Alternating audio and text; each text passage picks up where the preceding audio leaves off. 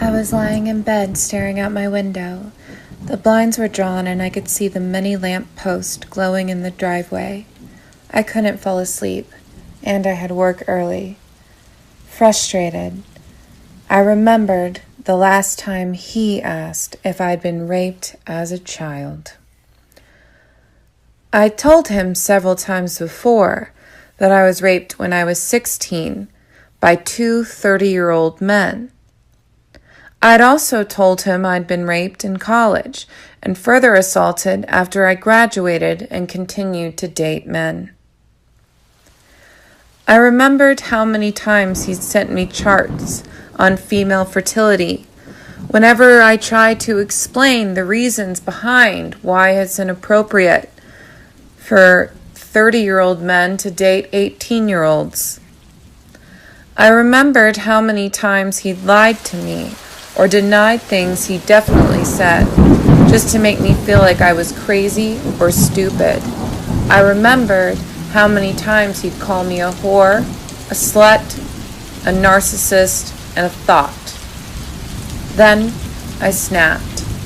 I sent him a message explaining all of the truly horrible things I'd noticed about him. His overfed body, rat-like face, and deep-seated hatred of women and himself. I told him he would likely die of disease early on, since he'd failed to take care of his 34-year-old body and was still unhealthy. He would likely struggle financially, since he was a copycat artist and incredibly lazy, unwilling to work a real job. And of course, with his blatant misogyny and sexual entitlement, he would likely be alone, as most women and other people would find him too insufferable to be around long-term in real life. Since I was in the heat of anger when I wrote this message, I articulated it with many misspellings and run-on sentences, and very little punctuation. An hour later, I realized that for the first time in at least many, many years, I actually hated someone. I hated an asshole.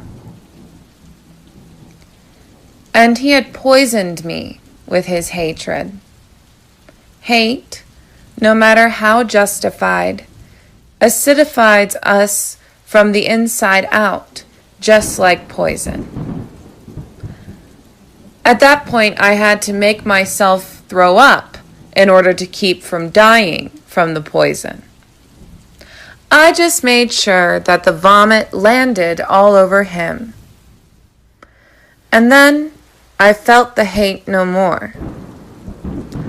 But he is still coiling, as the caustic liquid hate consumes his inside slowly but surely,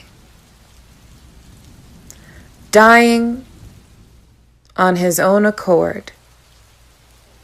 And I will live full of love for good men.